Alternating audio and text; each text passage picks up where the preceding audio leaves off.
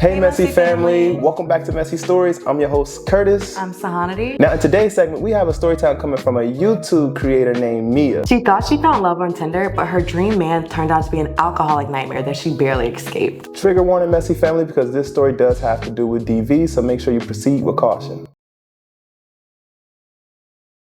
Hi guys, my name is Mia Rivers and welcome back to my channel. Today is going to be a little bit of a different kind of video. I usually make vlogs and skits just about my life. This one's going to be a little bit more different just because it's a little bit more of a serious video. I always wanted to make this kind of video for like the longest, but I just don't think I was really ready. Now I'm ready about speaking up and talking about my story. I just want to say that if the things that I say on here is kind of a little bit more triggering, I'll try to use my words very carefully here, but if something slips away, like I understand if it's like really triggering, you can like click out or something. The main reason why I want to make this video is to speak out what I went through. I also want to say that me telling my story, I was really young when this happened and I did not know any better. I don't want you watching this video and be like, what the heck, like why is this woman doing that? Because I really didn't know any better. And this video is not really to bash the person, but to inform about the manipulation, the gaslighting, and just being in a toxic situation. So I always wanted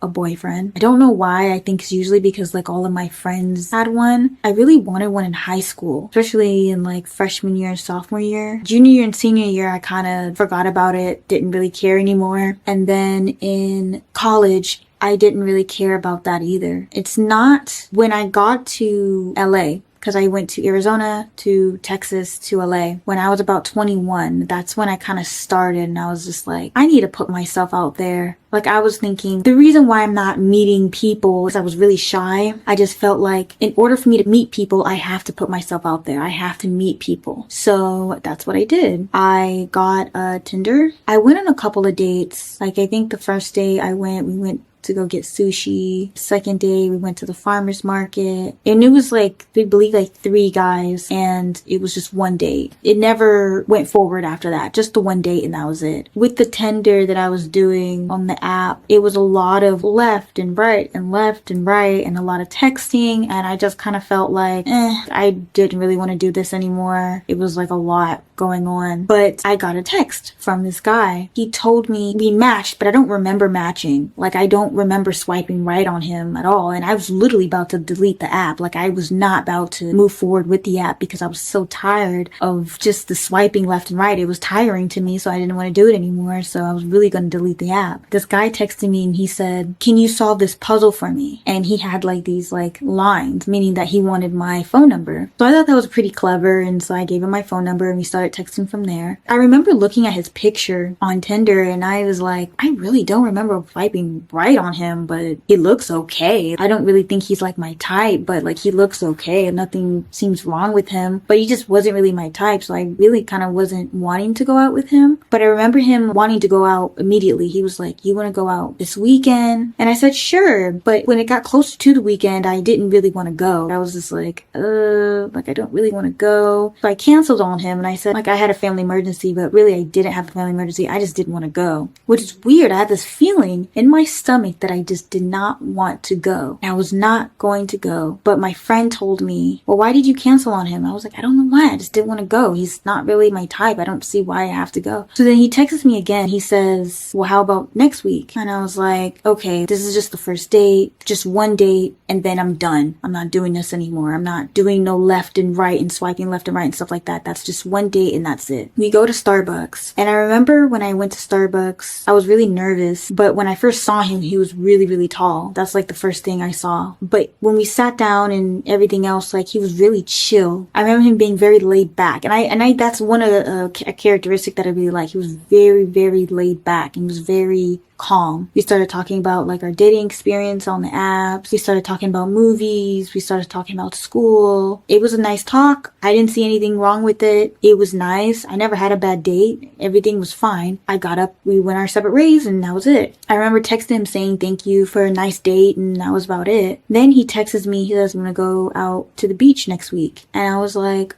oh, okay, so this was really different. Now, by this time, I was done with Tinder. Like, I didn't want to go on there anymore or anything like that. But he wanted to go on another date, so I was like, okay, cool. Through that time, months later, we've been to so many dates. We've gone to ice cream, we went to the beach, we went hiking, we went to the Getty, we went to a LACMA situation, we went to the observatory. We've been to so many beaches. I did hookah for the first time with him. Like, it was a nice way. Everything was good for months. And we were getting really serious too. We actually got, we're exclusive. It was getting serious. And I remember him telling me something. He said, hey, I want to tell you something. It was right after we went on this one date at a restaurant. We got to his car and I remember him saying something to me. And he was like, I want to tell you something. And I was like, okay, what is it? And he was like, well, since we're getting a little bit more serious, I feel like I wanted to tell you about something that happened to me in school. And I was like, okay, what happened? And he's like, well, when I was in Philadelphia, I got into this situation where this woman said that I sexually assaulted her, but really I didn't. And I was found not guilty. And it was a whole thing. And that's why I got suspended from school and I couldn't go back. So I was like, okay, I'm thinking like we're getting serious. So he wants to tell me what happened in his past, which was totally fine. I understand that. Then later on, he says, I also want to tell you that I have an addiction to alcohol. I don't have it anymore. He said something like, it's not that serious now, but before it was really, really bad. I had to go to the hospital so many times. I was like, okay, like, yeah, like you're telling me the truth. Everything's good. Okay, cool. Everything was good through that time. Soon after, a couple months passed by, he told me that he had to go to an internship in Philadelphia. And I was like, okay. And it was a 3-month internship. And I'm just like, yeah, dude, like you need to do your career. That's totally fine. Go ahead. But I never done long distance. I never done anything. Like this was my first relationship. He wanted to do well, it had to be long distance because what else were we going to do? And I told him, I was like, okay, when you leave, you have to like call me and text me like at least like once a week. I know you're busy and stuff like that and I'm busy. The only way to make this work is if you connect with me and everything like that. And he's like, okay, yeah, like I'll connect with you. And it started off good. He started texting me and calling me, but then he stopped. Like throughout the month, he stopped calling me. He stopped texting me. And I remember one time I got really mad at him and I was like, why aren't you texting me? Why aren't you calling me? He would say these little smart remarks like, well, you could text me or you could have called me. And I'm like, yeah, but when I do, you don't answer. So what's the point of me calling and texting you when you don't answer? It's probably better for you to call me because I don't know how your schedule is. That doesn't make any sense. I started feeling really, really distant towards him. I started feeling this weird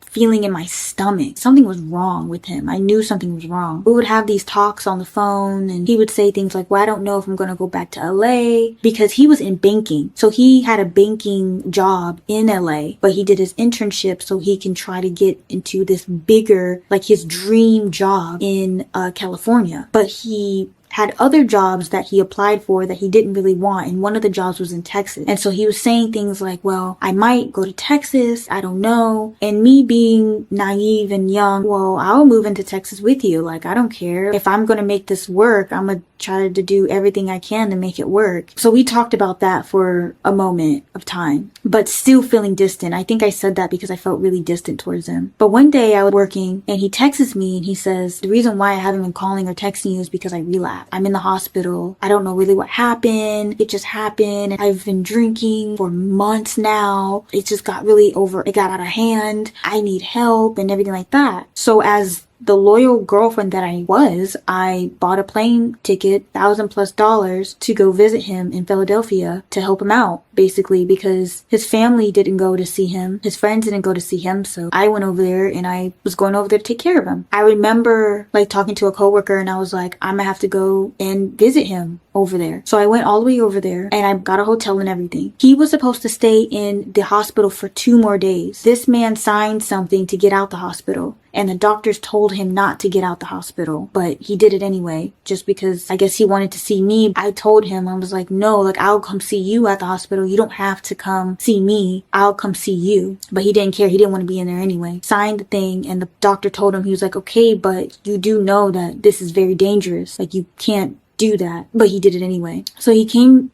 That's probably why his family is not supporting him, because they probably been through this with him 100 times, and that's what most people don't realize. Growing up with a mother who suffers from alcohol addiction, people don't really understand how hard that is to deal with up close. And when you constantly trying to get them help and then they constantly fighting you back on it, it's just becomes so overwhelming. So that's probably why his family wasn't supporting him in that time.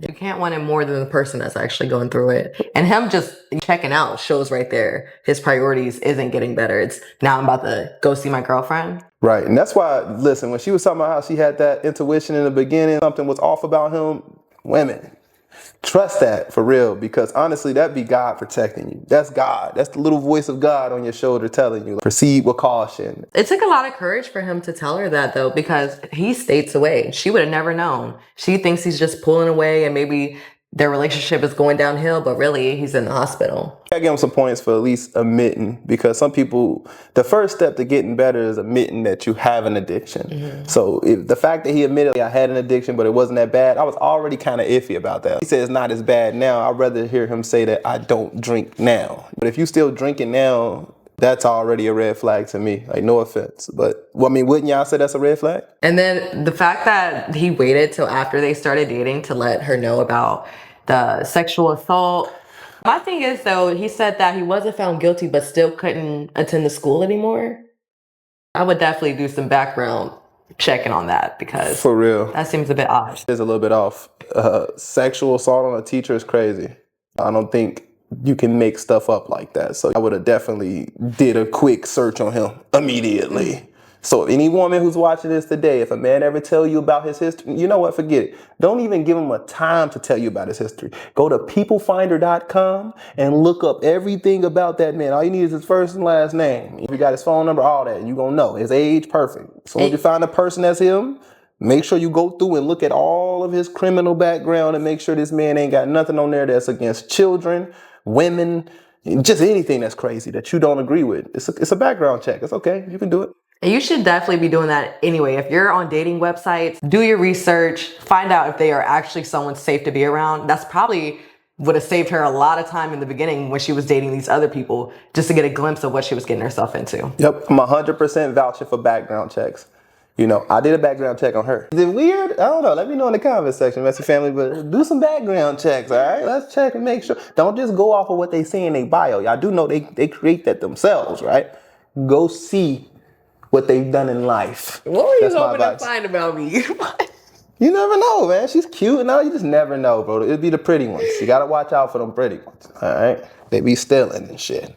Saw me at the hotel. Like I said, I've never had an alcoholic friend. I've never had an alcoholic family member. So I don't know anything about alcohol in that sense. I don't know anything about the attraction to alcohol. I don't know anything. So he's telling me that he can't go cold turkey from alcohol. He has to taper himself off. That's what the hospital was doing. But since he got out and now he's with me, he had a higher chance of having a seizure or just like dying or something. And so I'm sitting there like, what? And he's like, yeah, I could have a seizure, like, you know, whatever, but I'm feeling okay. Like, I don't know. So I'm like, okay. I took care of him as much as I could. I got up in the middle of the night and got him food. I got up and got Gatorade multiple times in the middle of the night. I would listen to his heart when he was sleeping to make sure that his heart rate wasn't like increasing. I would wake him up in the middle of the night if he had a nightmare because he would shake. He would have these shakes. He would just start shaking. And I think because he was withdrawing, but he would just start shaking and shaking, like tensing up.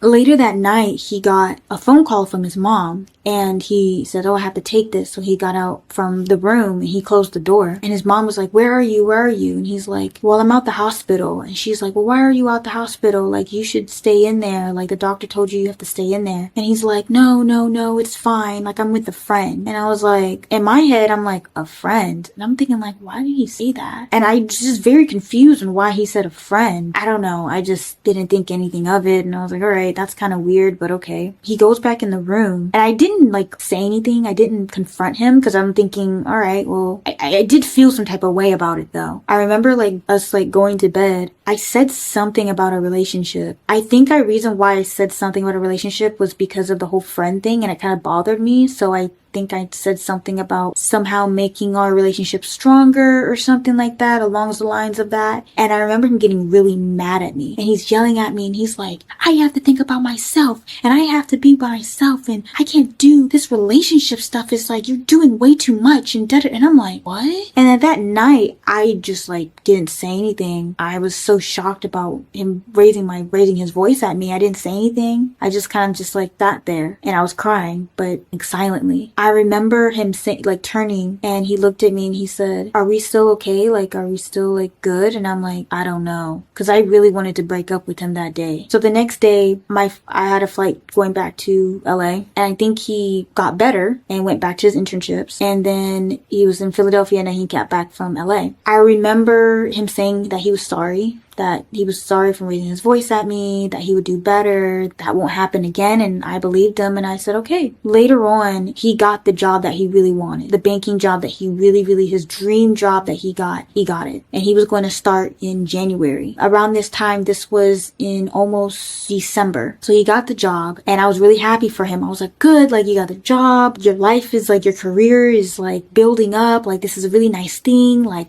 I'm happy for him, you know? So he wanted to go on a trip for New Year's. We talked about going on a trip, like something small, like San Diego or something like that. He's like, you know what? I really want to go on a trip. Like, we should like go to Miami.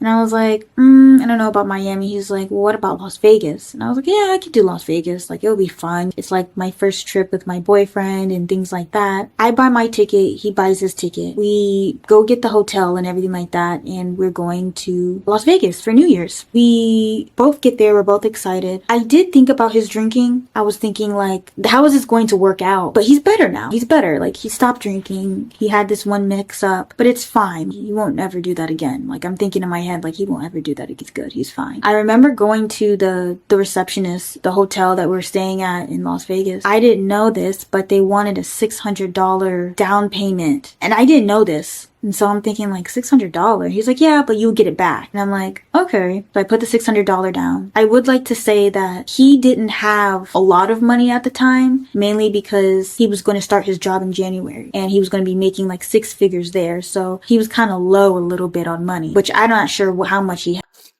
If you're going on vacation, make sure you have some money. Yeah, especially Vegas. And then you're talking about Miami? Whew. Sir, meals are literally like $300. The fact that he got a 6-figure job and suffering from alcoholism is pretty impressive. You know, don't get me wrong. I've seen functioning addicts, but not to that level. To that way you can secure a 6-figure job. Well, she said it was just a little slip up. So before then, it sounded like he was on a straight line. That's the scary part about that, though, is the crash, you know. And I feel like Vegas, if you want to relapse, man, go to Vegas. That probably has to be the most high stressful place to ever visit. I mean, if you the type of person who likes living on, like, you know, a fast, I don't know how to explain it, but if you're the type of person who like living the fast life and all of that, the gambling and all that, I don't know. I just feel like Vegas just comes with a lot of stress when it comes to vacationing. Like, we went to Vegas, it was a good experience, but you know, if you have a gambling addiction or you have a drinking addiction and stuff like that, I think the last place you want to go is Vegas, because you're going to squander away all your money there. 100%. And it doesn't help when you're gambling. They give you free drinks. Right. So some hotels will. Like, I've heard of people who had alcoholism to the point that when they can't not drink alcohol, and that's so sad. Like, they're literally shaking, and I seen a man literally have to take a shot of alcohol. That scared me straight from drinking ever. Like that at least, because man, you never know when it gets to the point that you have an addiction. I feel like it always just starts out as a good time, and then now you can't put it down. You know, and that's what I fear. That's what I fear when it comes to alcohol, because how do it all start? Is it just like we just going crazy and you just don't know? Or is it just like, you know, we just start out having a good time with it and then now we just can't put the bottle down? Like, that's scary. That just makes me think if he just started drinking when he went out of town because nobody was there to, you know, watch him go through this crash. I'm surprised too with his internship that while he was in rehab that, you know, they still went through with it. That they were like understanding about it, because he didn't secure the job yet when he was going through the internship, and still they gave him the job after. I feel like part of me feel like this about to be a lie. I don't know. I don't want to be like pessimistic when it comes to this, but it's just hard to believe that he secured a 6-figure job. That means you holding up. You know how hard, like, come on, workers out there, come on, 9-to-5ers. In order to secure a job that's paying that type of money, you have to be some type of skilled professional, a leader. That means you're leading probably a store or a company, something. You in a leadership position. And I don't see how someone can end up in a leadership position with those type of tendencies. Because you gotta say, alcoholics are not just they have like moments where they're like how she was saying how he was enraged at times, like he'd just blow up on her at times. Now imagine that being your boss, at work. Now if he owns a company, maybe that's different, but I've never really seen an alcoholic that can function at that type of level. He could be lying or something like that, but that's what he told me. Everything was fine. We went to the Sphere, and I did tell him too. I was like, hey, like, are you okay with like drinking? Like I'm not a big drinker. Like, I don't have to drink. He's like, no, I want you to have fun. You can drink. Like, it's fine. Like, it won't bother me at all. Like, it won't bother me at all. So I'm like, okay, fine. Like, you're saying it won't bother you. Like, it's fine. Okay. We go to the Sphere, and I remember we go to this sugar place, like this drinking sugar place. And I remember going there and I ordered a drink. It had like candy and stuff like that. I thought it was really like fun. And I started drinking it, but I didn't finish it because it was like this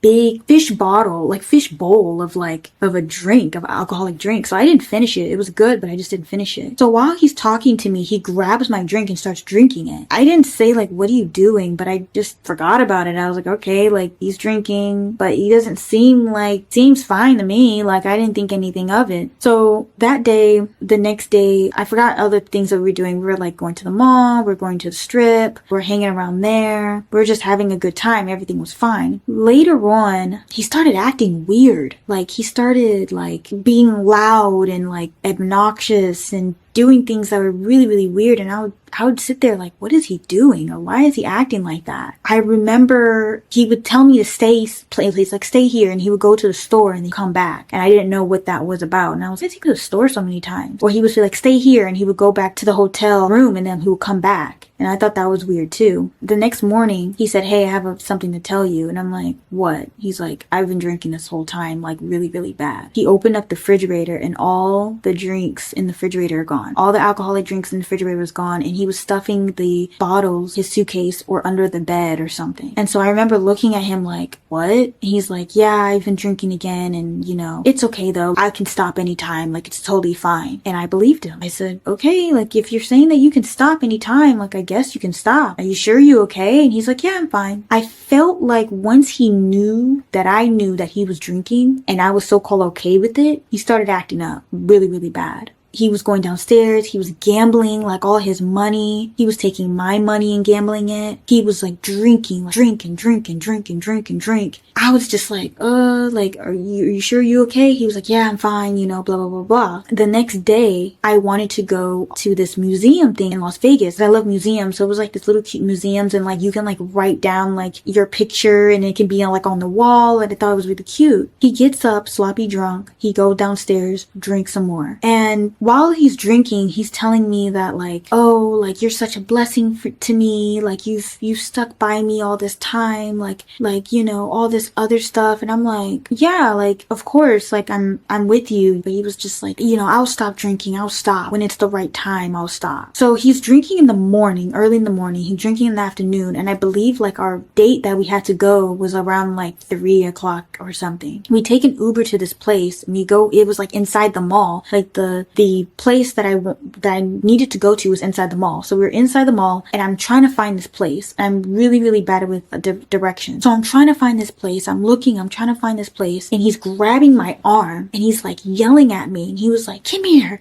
He's like tugging on my arm. He's telling me to come here. And I'm like, what is your issue? He was just like, why are you walking away from me? Loud. Why are you walking away from me? Why are you turning away from me? What are you walking so fast for? And I'm like, I'm trying to find this place. We were supposed to be here at 3 and it's like 2:58 and we're not even close to the spot yet. Like, why are you yelling at me? And so he's screaming at me and yelling at me and pulling my arm. And I was like, I'm done. Like, I'm done. Like I walked out and I found the place myself and I did the whole museum by myself. I got back. I remember him calling me, FaceTiming me, and he's like drunk in the Uber. And I was just like, where are you going? He's like, oh, I'm going back to the hotel. I'm like, okay, whatever. He goes back to the hotel. He locks me out the freaking hotel. So I had to go find or get another key and come back inside. So he like blacked out. He slept through the whole time. Mind you, the room was disgusting. Like, he had his pants everywhere, beer bottles everywhere, alcohol bottles I haven't even seen him buy, like tequila shots and everything everywhere. So he's just laid up on the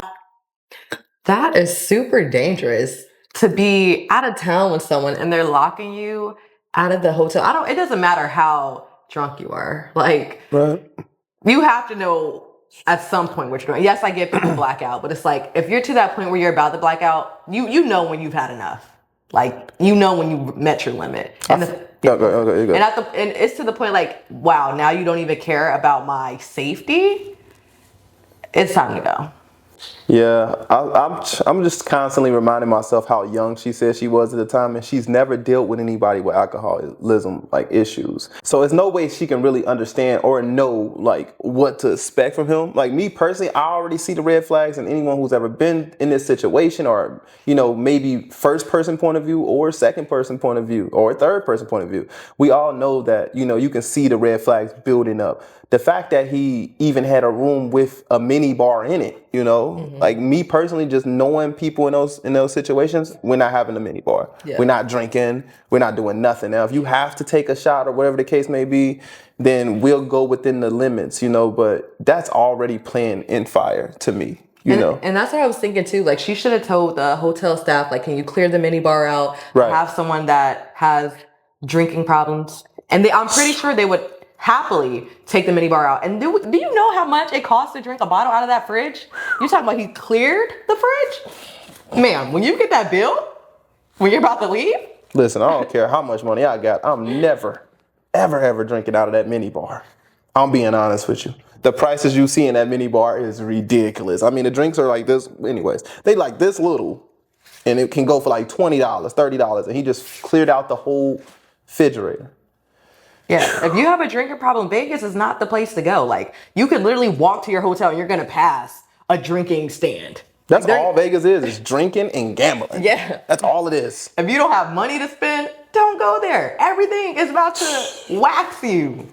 Mind you, this is our first time seeing this video. I've already called it in the beginning. I knew like, Vegas, just having an experience in Vegas, you're about to be drinking, you're about to be gambling. That's not somewhere you want to be if you have an alcoholic addiction, if you ask me. On the bed, just like laid up. And the next day was supposed to be New Year's Eve. So our plan was that we were going to go downstairs and like party a little bit. And he wanted to go to the bar. So we went to the bar, and but I would like to say that sometimes he was like nice and sometimes he was mean. So I would think like, okay, so sometimes when he's drinking, he's not like a mean person, but then sometimes when he's drinking a certain amount, that's when he starts getting rowdy and starts yelling and starts like putting your hands on people. But he was drinking a lot on New Year's Eve, just drinking and drinking and drinking. And I wasn't drinking, like I was barely, doing anything. And it was getting nighttime and we were going to see the fireworks at night. And I remember I was getting dressed and he was like, why won't you drink? Why won't you drink? And I was like, I don't really want to. And he takes like this big cup and he pours some tequila in it or something. He was like, drink this. And I was like, no, I'm not drinking that. He's like, drink it now,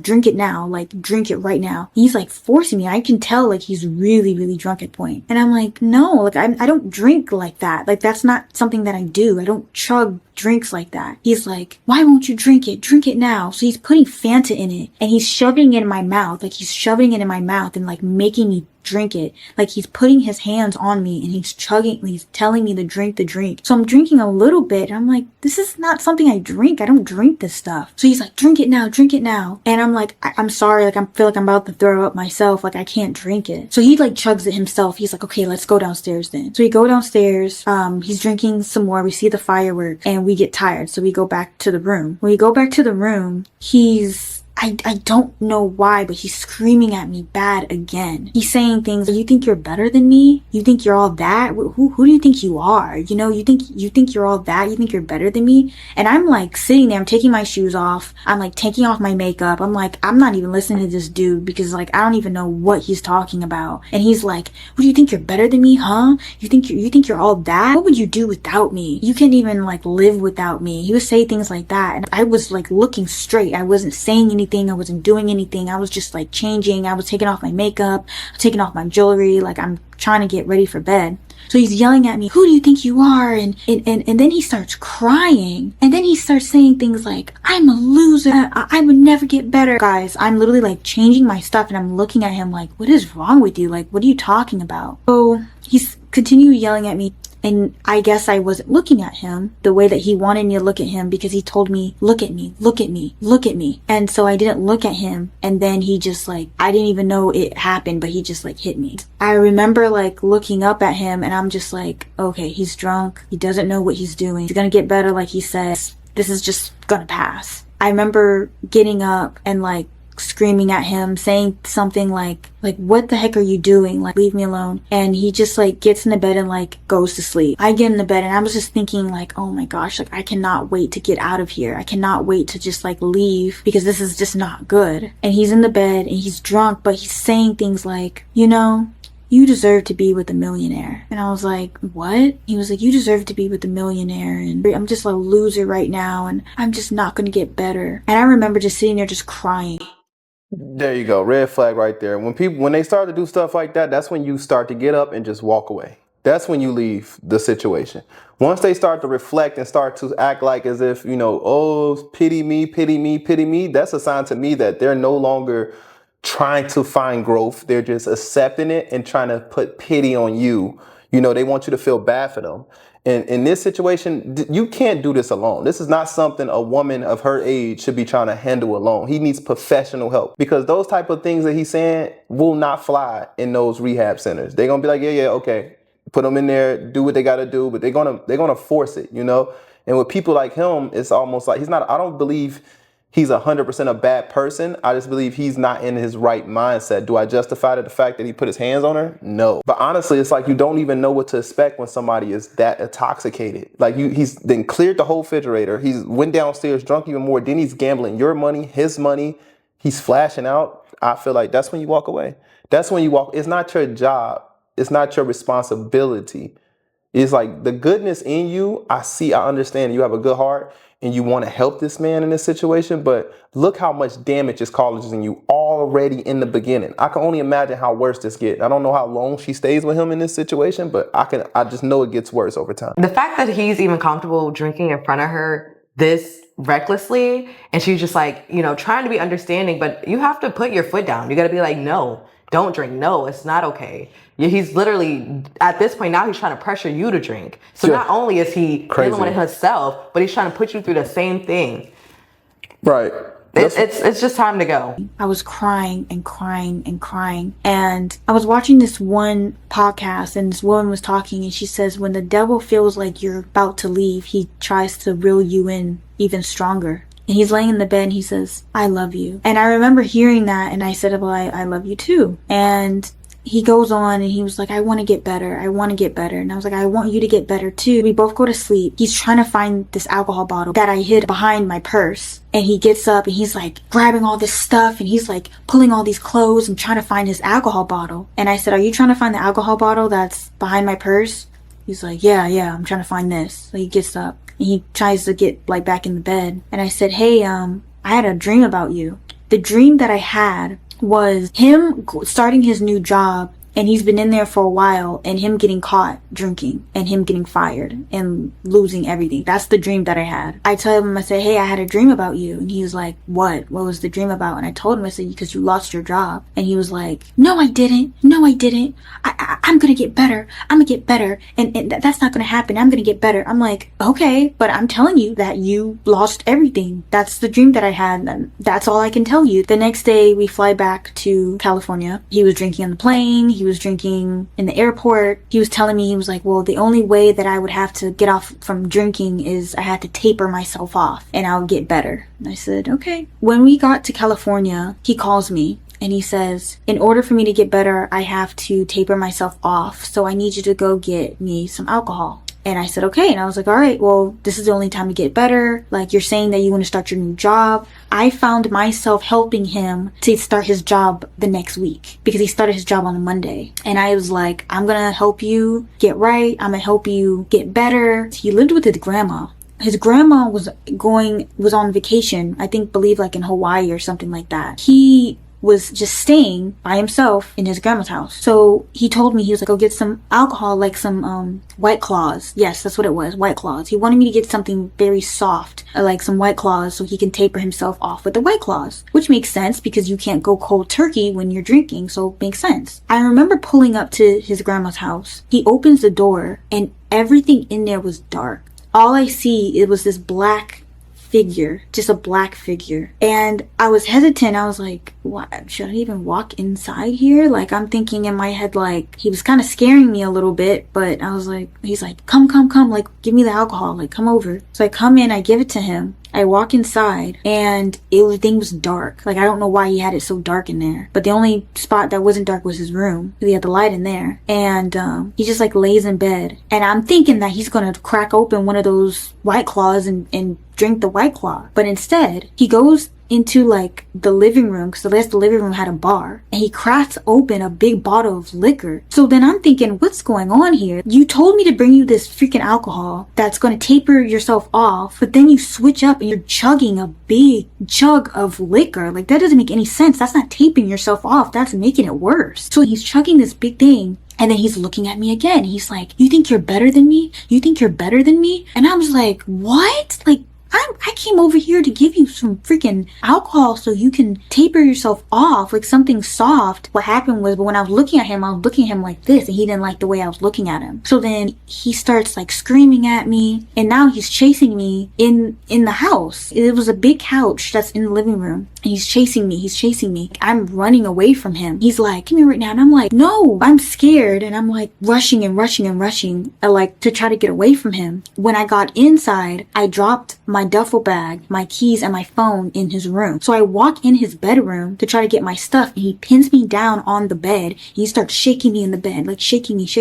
And I'm telling him, get off of me. And he's pinning me down. And then like he looks at me, and then he says, open your legs. And I'm like, open my legs? Like, what the heck are you talking about? In my mind, I'm thinking like, this dude is just drunk, so he doesn't know what he's doing. He didn't know what he was doing in Vegas. He doesn't know what he was doing now. It's like, I don't even know. So he's shaking me. And I'm just like, oh my gosh, like, this is freaking crazy. And I'm like, I wasn't scared that he was going to do something to me, sexually assault me, because he was so drunk. How could you? Like, at this point, but he was really strong. I can remember him being really strong. So when I looked at him, I was like, are you serious? Like, you're going to do that to me? I slid under his legs. And mind you, I've never been to this house, so I don't even know where that way out. I'm trying to run while I have my Apple Watch. I'm clicking 911 on my Apple Watch, and he gets me again and pins me up again. And I'm trying to call Apple Watch. He doesn't know what I'm doing at this point. I'm trying to dial 911 on my Apple Watch. They answer, but I hear her saying something like, ma'am, and I'm like, get off of me. I slid under again. I ran up that stairs and I got out the door. I ended the call, or somehow it got ended or got disconnected or something. And I'm outside and I'm sitting there and I'm out of breath. I'm breathing. He comes out and he goes, what are you doing outside? Like, come back inside. He's nice to me now. Come back inside. And I'm like, no. Like, mind you, my keys and my phone is there. And the reason why, if you guys ever have... I wonder if this is something similar that happened when he got charged with sexual assault before. Because he probably didn't remember what happened. You're so drunk. Right. It's starting to come together. The sexual assault case is, remember, I told y'all, keep that in the back of y'all mind. The Apple Watch, it connects to your phone, but you can pay $10 for it to work without your phone, which I wish I did, because in that situation, I really needed my Apple Watch. So he's fine now. He's like, I won't do that again. I won't chase you. I'll be good. I needed my key. So I go back inside and I said, you better like chill the F out. He just on the floor, blacks out. I'm grabbing my duffel bag. I'm putting all my stuff in there. I'm getting my phone, and I keep getting the call from the police. And so at this point, I'm thinking he's chill now. He's not doing anything. I just ended the call. And then the police comes, but the police doesn't come to our door. He comes to the neighbor's door. So he's knocking on the neighbor's door saying, hey, we got a call. We just want to make sure everything's okay. And his eyes like got big, and he was looking like, whoa, like, you called the police? And I was like, yeah, because you weren't acting right. You were acting crazy. And he's like, don't call the police on me. I'm a black man. What they're going to do to me. I start my new job next week, and it's not going to look good if I start my new job next week and you call the police. And I'm like, okay. The police is not coming here, and I'm getting scared. The police is not coming here. It's fine. So the police doesn't come there. The police walks away. I'm about to leave, I think he either knew that I was going to leave or something like that, and he starts going ballistic again. Now this time he's talking about how he's going to end his life and how he was going to do something and that he was a loser and that he was talking, his stomach was hurting. So he's holding his stomach. Oh, my stomach, it's painful. Oh my gosh, it hurts so bad. So I call the ambulance. They come downstairs, and now he's cussing out the ambulance. The guys that's trying to help him. He's like, F you, get the F out of my place, get the F out of here. And I'm crying and I'm telling him like, just get better, like stop doing this.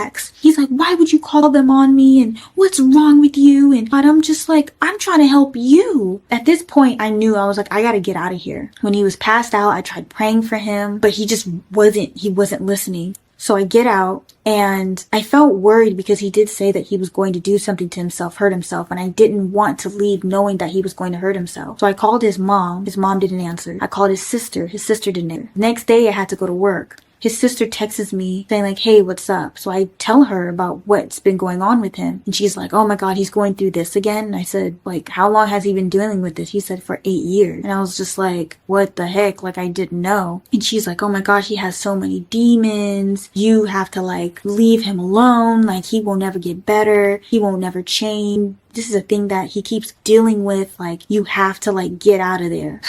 See, that's exactly what I said. I knew from the beginning that based off of everything she was saying, describing and how he was doing the up and down thing, that it was never a time where he was sober. And that's why his family stopped supporting him. She was wondering why, when she said in the beginning that the family wasn't at the hospital and nobody went there, so she had to fly and pay all this money to go see him. That's why. Yeah. When you're dealing with people like this, you don't realize it when you're on the outside. But when like, the reason why family don't be coming around like that and dealing with that, because that's too much, man. You raising people blood pressure. Like, it's just too much. It costs you a lot of money. Not only are you spending money to try to get them help, but they're also stealing your money, just like how he was stealing her money. They're stealing your money. They're doing all these things. I'm not saying they're bad people. They're just not in their right mindset. And the fact that his own sister is coming out and telling her like, hey, like, you might want to stay away from my brother. That's when you don't say nothing else and you just pack your bag and you get on with your life, because you don't have to endure this. You do not. Yeah, it's exhausting. They've been through it with him for 8 years. So they're just trying to savor the time. Like, we've been through it. We've been trying to be there for him. And the fact that they didn't even answer that call, I'm pretty sure they knew that something bad was happening. Right. Like, I can't deal with this right now. I'll just talk to her tomorrow about it. Because this is nothing new. And I wonder what these demons are she's talking about with him. Like, how far does he go when he's drunk? Look how this is what's making me question whether or not he has that job or not. Because look at it. He's up and down. He's getting to the point that he's about to take this woman's life. Did not listen. I really thought that I could change him, because not only that I was dealing with trying to get him better with this new job, and like, he was telling me stories about how his other girlfriends left him. And I was thinking, well, maybe I'm a strong person and I stick with him with everything, he would change. Because I'm thinking like, this guy cannot keep drinking like this. Like, there's no way that he would like keep drinking like this. I also was dealing with other stuff with like family members. They were saying things like, well, if he really loved you, then he would change. I had other family members telling me that, well, this could be your husband. So if this is like the father of your kids, then like, you should probably like help him out. So I thought that I had to do what I had to do to help him. So he texted me again. He's like, I'm actually getting a lot better. And he sounded better. Like, he sounded like himself. I need you to come over. And I'm like really hearing a lot of voices. So I'm like, oh my gosh. So I come there again. This time I can tell he was a little bit more better. And he was drinking the White Claws that I gave him. So he's talking. He was saying like, I want to get better. I want to get better. I'm so sorry that happened to me. Like, I don't know what happened. Like, I'm so sorry. And like, that would never happen again. And I'm like, okay, just don't ever do it again. Just don't ever do it again. Like, you're fine. Don't ever do it again. We're laying in bed. He's going to sleep because he said that it's better for him to have another person because the voices like kept like talking to him. I'm in the bed with him and we're talking. He goes, do you hear that? And I'm like, hear what? Like, that noise that's outside. And I'm like, no, I don't hear any noise. I don't hear anything. He's like, no, like I hear it. I said, well, what do you hear? And he's like, the neighbors are talking about me. Yeah, they're talking about me. And I'm like, what? Like, they're talking about you? What are they saying? He said, they're saying that I'm gonna go to jail. They're saying that I'm a bad person. They're saying that I'm gonna go to jail. Oh my gosh, they're saying I'm gonna go to jail. And he gets up and he's like, they're saying I'm gonna go to jail. They're saying I'm going to jail. I said, calm down, calm down, calm down. You're not gonna go to jail. You're not gonna go to jail. He's like, oh my gosh, oh my gosh. And I'm like, calm down, calm down. So he has headphones in. I'm telling him to lay down, go to sleep. I spent hours just talking to him, trying to outweigh the voices that was in his head. Just talking to him and talking to him and talking to him, like waiting for him to go to sleep. He goes to sleep finally. Then the next day, I'm like, we have to go to church. Like, I'm thinking, like, if you're gonna change, you're gonna have to go to church. We get up, he threw up on the floor, cleaned that up. We take him to church. He didn't want to go to church. He spent like 5 minutes there. He got out and he was like, I don't want to be in here. But okay. His grandmother was coming soon. She was in a vacation and I think she was coming like the next day. For some weird reason, his grandmother was very strict. You see her picture, she looks like a very strong, black, older woman that didn't play any games. So for some reason, when he found out that she was coming the next day, he was like, can you help me clean up? Like, for some reason, he went from ballistic to better for some weird reason. And that is exactly why I feel like her just being there kind of like enabled him. If you're around somebody, if you're staying in somebody's house that don't play, you know, like, straighten up immediately. But if you're around somebody that's like, it's okay, don't worry, like, it'll get better, you can have a drink, I'll buy the alcohol, then you're gonna just keep doing it. And I feel like in the beginning, it's like that for everybody who's dealing with that for the first time. You know, they want to help, they want to be there for this person, they feel like everybody else is giving up on them. Then you slowly start to realize that you see why. And that's the mind games. He's like, all my other girlfriends left me. That should just show you he's told them the same story, that I'm gonna get better. That comment in your head shouldn't be like, oh, I'm better than them, I could stick around. No, see the patterns. Yeah. And then the fact that some family members are like, you should leave, and the other ones are like, no, you should stay, this should be your husband. When it comes to something that deals with your life and it's gonna affect you directly and nobody else around you, do not listen to the outside. Yeah, those family members that was telling her, this can be your husband, this can be your child's father one day. Well, he's not. And the reason why they're telling you that, it's like the parents that always tell you to check up on your grandparents and knowing that they don't be there. You know, they just doing that so that you can fill that void for them, you know, so they don't have to deal with it. Like, he was just like, we gotta clean up, we took all the alcohol bottles, drove to a dumpster, dumped it over there, cleaned everything, cleaned up his throw up, cleaned all the dishes, cleaned his room to make sure everything was good, since he was like better now, whatever, because his grandma was coming. We didn't see each other that whole week, and he started his job on Monday. Soon as I started talking to him, he didn't want to talk to me. He was talking to me like I was a new person. I'm thinking like, why are you acting like that? And he was like, hey, I think we should take a break because I feel like we've been with each other all the time. And I was okay. Now he's off the alcohol. I'm thinking everything's better now. Everything's good. Like, there's no problem. He goes over. He doesn't want to talk to me. He's saying things like, oh, well, I feel like a bad person for all the things that I did for you. I'm like, you're better now, right? You stopped drinking. You're better now. Just move on. You're better now. He's going to his AA meetings.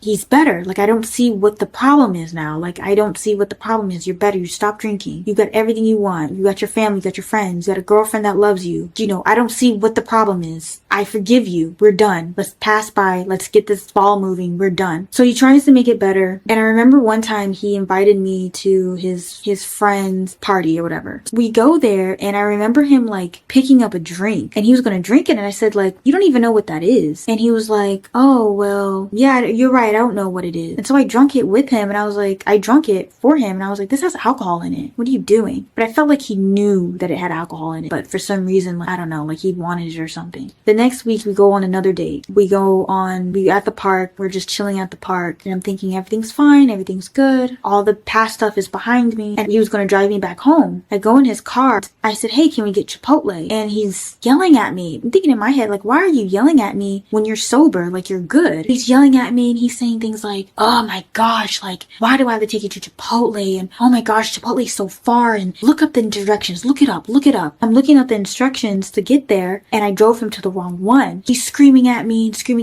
And I like wanted to cry. And he was, I'm sorry. I don't know why I'm yelling at you. I'm just like, sorry. sorry. So he drops me off, and for some reason I felt a disconnect from him. And one day at my job, he texts me, he says, "Can we meet up tonight?" And I'm like, okay. And I knew something's bad's gonna happen. I go in his car, I have my work clothes on. He says, "Hey, I don't think we should do this. I think we should break up." And I was like, what? Like, break up? Like, what do you mean? And he's like, yeah, I don't think this is a good thing. Like, I don't think that we should be together. I'm really angry. I don't know why I'm angry. And I was just like, okay, like, and I felt weird. It was like a weird feeling in my stomach. I felt good that that was happening, but then I felt bad that it was happening. I remember getting out of his car. He unfollowed me on Instagram. I talked to one of my friends, but it felt weird. I felt relief, but I felt heartbroken at the same time. I was going out to drinks with a friend on a Saturday, because I think this happened on like Friday or something. I went out with one of my friends and I got really, really drunk, and I remember her asking me, "Whatever happened with so and so?" And I said, "We just broke up like yesterday." And I was drinking and drinking. I think I had like 5 drinks or whatever, and I was super, super drunk, and I just started crying. I remember just started crying. I took an Uber back, and I just started crying, and I started texting him saying like, "I'm so sorry, and please take me back, and oh my gosh, I don't know what I did wrong." And he was texting me saying like, "We just need some time, like it's okay." I didn't tell anyone that we broke up, but it really felt like he took my heart and just like took it out. And I'm thinking about how stupid it was, because I'm thinking like, this guy literally treated me like crap. Like, I don't understand why I'm feeling like this. Why do I feel like I miss him so much? Why do I feel like I need him? Why do I feel like this? So it felt like I was like ripped, and I'm crying and I'm crying and I'm crying and I'm crying and I'm crying. I remember just starting to get a little bit more better. We haven't been talking for a long time. So he texted me again. He says, "Hey, I've been doing a lot better. Let's go out." So I'm like, all right, let's go out. We go out to this restaurant, and I'm thinking like, he's talking about how much he changed and that we can like start on our relationship back again and everything else. And I'm just like, okay, like, yeah, we're fine. We're good. We go to this restaurant, this rooftop bar, and I'm thinking in my head like, why are we here? And I'm driving. Oh, he says, "Oh, you can order whatever you want." I ordered a Sprite. This dude orders a freaking rum and coke. So I'm like, what the heck? We're sitting there, and I'm looking at him like, my eyes are bugged out, and I'm looking at him like, what the heck? And he's like, what? Why are you looking at me like that? I'm like, this is not good. I said, this is not good. I said, what are you doing? I said, all this stuff we went through, with you hallucinating, with you chasing me, in the room, with the police, and you in the ambulance, and you with everything else. Why are you drinking again? And he's like, well, I'm always going to be an alcoholic, and and even if we have a kid together, she's just going to have, or he or she's just going to have like an alcoholic dad. It doesn't matter. And I cannot wrap my head around. So I get up and I walk out. He's walking towards me. He's screaming at me again and yelling at me again. And he's like, look at me. The same words that he was saying in Las Vegas. Look at me, and da-da-da-da-da. He's grabbing my arm again. He's yelling at me in the car again. And I'm just thinking in my head, like, what am I doing? Why do I keep doing this? Like, I'm thinking that he's going to change, and he's not changing. I'm thinking that things are going to get better, and things are not getting better. Like, what is the issue here? Like, what is wrong with you? What is wrong with me? And throughout this whole relationship, it was like a lot of off and on. Like, I'm thinking that he's going to get better. I'll get back with him, and he's not getting better. There were times when he was drunk in my car, and he was peeing in beer bottles, and I was pouring him out outside because he couldn't go with his grandma, because the grandma was going to kick him out if he knew that he was drinking. He told me stories that he told me, and I was just like, okay, if I dealt with the same situation that you were in, I would not be doing the same thing again. He told me that he went to hell. He told me that he was homeless. That he told me that a homeless person tried to rape him. He told me that he was homeless for weeks. He told me that he was throwing up blood, that he was pooping up blood. And I'm like, why do you feel the need to still do this kind of thing if you feel like this? Like, in my eyes, I'm thinking, why aren't you getting better? He's told me a bunch of times that he would drive drunk. Sometimes he told me that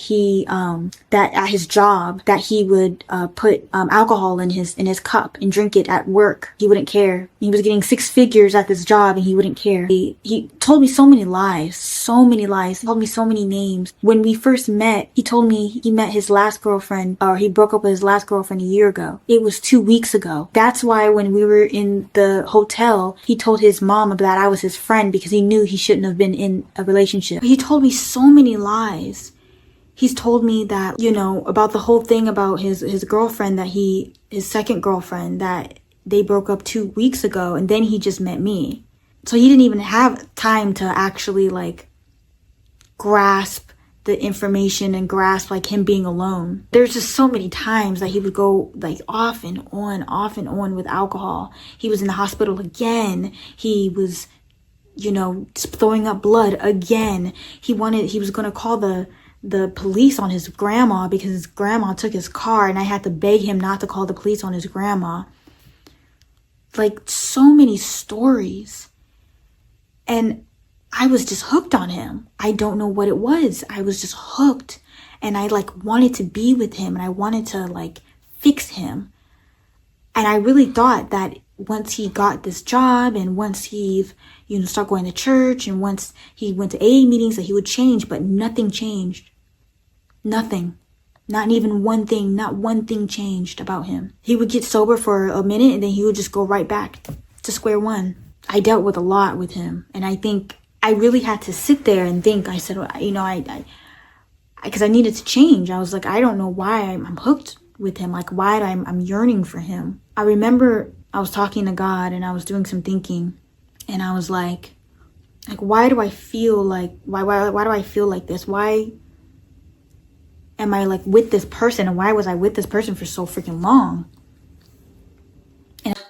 I feel like love can blind you. Like, this is her first real relationship. Yeah, she feels definitely needed. She feels valued in a sense now. You know, he put a lot of effort in the beginning, wanting to be with her all the time. It was something new. So yeah, love can blind you. Yeah, I feel like it's something just broken in her too, because when you go through a lot of stuff in your life and you see somebody who's going through something, the broken person, the broken child inside of you wants to help that person. You don't want to leave that person hanging. So I definitely understand why she's sticking through. You know, I just warn people to, you know, make sure you're making decisions that not only just for them, but for yourself. Think about your own health. Sometimes you have to be selfish in a sense. Like, it's not a bad thing to say, hey, I can't, this ain't for me. You see how she was saying how she was drinking a lot, doing all those shots? She wasn't a drinker like that before she met him. So now she's just throwing back shots and doing all these things just to cope with this man. And that's why I said, like, if you with somebody too long that's an alcoholic and you just coping and trying to learn how to deal with that, you're going to be the second alcoholic in that situation. You're going to be the next one. He tried to warn her of the times when he was trying to take the breaks, and he's like, you know, I do. And he was sober when he was saying this, like, I think we just split. I need to focus on myself. I got all these demons. They're going to tell you the real stuff when they're sober. And he's trying to warn you already. Yeah, And it's still, his conscience. It's the guilty conscience, 100%. Yeah, he's feeling guilty now for everything he put you through, and you're just like, you know what? It's okay. It's gonna get better. But he knows himself more than you do. This is just the beginning. Let's remind you guys. He's been doing this for a while now, and the fact that she's just now finding out 2 weeks have went by, and then he got with her. It's like, was he really into you, or was he just putting a Band-Aid over what he has going on with his ex? See, and I knew that his mom knew him to be with someone else, and that's why he, you know, claimed her as a friend. We all been there. Oh, you know, you don't want to make your mom like judging you in a sense. And I feel like that's why he straightened up with his grandma, because he told his grandma he was sober. I'm just making a few assumptions, but I feel like the reason why he was pushing away from her, like towards the time when she saw him about to drink at the party, is because he knew he was about to relapse. When you know, say you a friend and I'm telling you something that I'm going through in my relationship, and I'm going through all these things, and you're giving me good advice and it's working. And then I relapse. What do you think I'm gonna do? I'm gonna block you out. I'm gonna stop. I'm trying to push myself away from you because I don't want you to look at me as a failure, you know, because he's already feeling bad. And don't get me wrong, I feel like deep down, he does want to change. I don't think he's lying when he say, I want to get better. I want to get better. I believe he do. It's just, it's hard. It's so hard because he don't have the right resources and the people around him to hold him accountable. You know what I'm saying? When you his woman, you're more prone to deal with it than you are when you his grandmother. You know, grandma ain't got no time. She put hands on you, pray on you, and let you know that you're suffering. You know, she's gonna make you feel that conviction that you feel every time you go to church and you like, I don't want to be here no more. You know why you don't want to be there. Most people don't want to be in church because of the conviction. It feels bad to know that you're doing stuff that's not right, that doesn't align with the morals that you're supposed to have, you know, in your beliefs. So I know why he's running from his grandma, his family, because he know that they're not going to be there playing with you or dealing with that just like she is. And the friends that he has that's having this alcohol around him, like, if he wants to get better, you have to take yourself out of that environment. You can't be around the same people anymore. You can't be around people that just allow you and say it's okay because they're doing it. If you want to get better, distance yourself, take some time for yourself. Don't just jump into another relationship. Focus on yourself. I was doing some thinking and I was like, there's a lot of people in my family or the people around me that are not in really good relationships. I never seen a relationship that I looked at and I said, I want that kind of relationship ever in my life. Never looked at a relationship that I liked. Grandparents, none of that. I never looked at a relationship that I wanted, that I liked. And between those relationships that I saw, something was always wrong with the person. And I know everyone has flaws and things like that, but like at church, there was couples that was a man that was cheating on their wives constantly, and the women just kept going back to them, and the women just kept coming back and taking them back. And I was young. This is my first relationship, so I'm growing up. I'm looking like, oh, this is normal. Things happen like that. You know, it's normal to have a problem, and you keep going back. So in my eyes, I'm thinking this is okay. And it's not helping me when a family member's in my ear are telling me, well, if he loves you, he would change. And this is the father of your kids. You have to help him and things like that. This is not helping me. Like, this is not helping me get over this guy. So yes, I do take accountability for what I did because I kept going back to him. And I have so many numerous stories about him that I can't even like fit, because this video was longer than an hour probably, but I don't know if I'm going to chop it up into 2. I was really messed up. I had to go on a fast. I fasted for about a week. No social media, no TV, no food for a week. I prayed the whole time, and I just asked God to bring me peace, to break every soul tie, because I knew he wanted better for me. This is how I thought about it. If God didn't give the right person to someone else, what makes me think that he was going to give me a really good person for me? And I think that's why I kept going back, because I was like, well, he's not perfect, but hey, everyone else is not perfect anyway, so I would have to go back. And I just really thought I had to like show him that I loved him, show him that I was with him so he would change, but he never changed. And I had to believe and trust God that he was going to give me something bigger. I had to trust God that he was going to give me the man that I wanted. I had to literally trust him, because I didn't know. And I'm looking at everyone else's relationships around me, and I'm just like, they're not that great, but I guess it works for them. So I'm thinking, well, this might work for me. But it never brought me peace. And God is peace. And he never brought me peace. That man never brought me peace. I was always stressed out. I was always tired, worried. And it just that every day I was worried and tired and everything. And then one day I just broke it off, and I was like, I can't do this anymore. This is just not healthy for me. I'm worrying. I'm pacing back and forth. I can't think straight. Like, this is just not healthy. I remember being with my friend, and I was going to church with her. And I was telling her that I was still fasting because I was feeling better. I don't know why. I was fasting and praying, and I was feeling a lot better. She was like, well, when are you going to stop fasting? When are you going to start eating again? And I said, I don't know. And she said, Mia, I don't think this is a healthy thing for you to stop eating and keep going. And she, sorry, I don't want to cry. And I said, well, I feel like if I stop doing this, then the feelings of me yearning for him is going to come back. And she said, that's just because you don't trust him. And I looked at her and I said, yeah, I don't trust him. And she said, you have to trust him. You have to keep praying. You have to trust him. And so that's what I did. I kept praying. I trusted him. And I literally feel so great right now. I feel so good.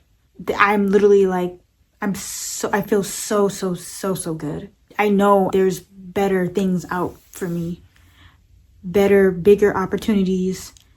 A relationship that actually fits me.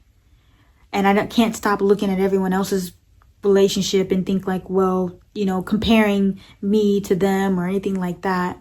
I know for my next relationship, it's just going to be me and God, because I don't think it was healthy for me to input my family and my friends into my relationship, because they were also giving me wrong information and things that were in my ear that I'm thinking that it was okay, but really it wasn't. Even when I was dealing with that, the only person I felt that I could tell was my sister. My sister helped me a lot in that situation. And I didn't really know where to really turn to, but like my sister, because either everyone was either judging me or telling me things that just wasn't right. My sister really helped me. And that's another thing too. I don't ever want to judge someone from going back to their exes a bunch of times or whatever. And people think, oh girl, you're stupid or da-da-da. You don't know what they're going through.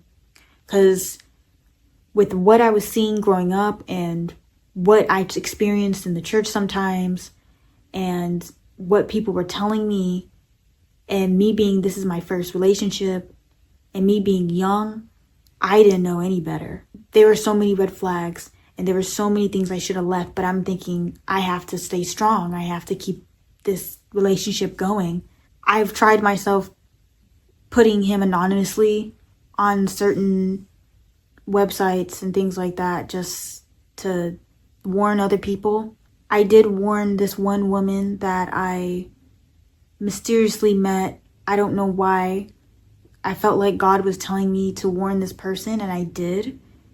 And he was kind of about to do the same thing that he did to me to this other woman. I warned her and she said, thank you. Like, you're like literally like, she called me the guardian angel, because I felt it in my stomach. I kid you not. I was online and I typed up her name and I have to warn her, and I did. And I just felt amazing. This man was really dangerous. Something was really wrong with him. I believe he had like so many demons inside of him. He would even call himself God sometimes. I remember sitting there and I was like teaching him about the Bible and teaching him about God. And he was telling me, he was looking at me and he was like, do you think I would go to heaven? And I looked at him and I said, do you think you're going to go to heaven? Like, I can't tell you if you're going to go to heaven or not, but do you think you're going to go to heaven? And he looks at me, he's like, yeah, I think I'll go to heaven. I think I'll go to heaven. I think that if you were to answer, you would know that I would go to heaven. And I'm just looking at him like, okay, if that's what you believe, if that's what you think, he would call himself God all the time, that he feels like God, that he is God. And I believe he thinks that because there were so many doctors that told him that he was going to die by the amount of alcohol he had in his system, but he has not died yet. He drinks at work, he's fine, hasn't lost his job. He still has all his money. He still has his nice apartment. He still has his friends and his family around him. So he thinks that he's God since he has all this stuff around him, and he says that he's God and whatever the case may be. But I'm so happy that I'm out of that situation. I just want to tell you guys that if you are in this situation like me, seek God, open your heart, trust him, and get out of there. I just wanted to touch on the fact that she never saw a healthy relationship, so she couldn't really compare and be like, I want better for myself because I know there's better. She's only seen, mediocre? I don't know if that's the right word to say, but... No, that's right. She's only been in mediocre relationships. I'm actually proud that she was actually able to get out of this, because so many story times that we hear about, they dealt with it for so many years, before they decided to let go. Especially people who are just like her, in a sense, who wants to help people. They stick around longer than they possibly can. And the fact that she invited God into this really is what saved her, if you ask me. Just honestly, that's truly what I believe. I believe that if she didn't fast and she didn't use that time to connect with God and pray with God and listen to God and actually hear what God was saying, then she would still be in that situation. I'm happy that she had a friend that agreed. That's why in the Bible it says all you need is one other person, maybe one or two other people to come in agreement with you, because everybody's not going to understand where you're coming from. And the fact that her friend was telling her, you need to trust in God and keep praying and get out of that situation, that was the best advice she had throughout the whole story time. Never ask for advice. Like she said in the beginning, she asked her family, all these different family members. Never ask advice to someone who life you wouldn't swap with.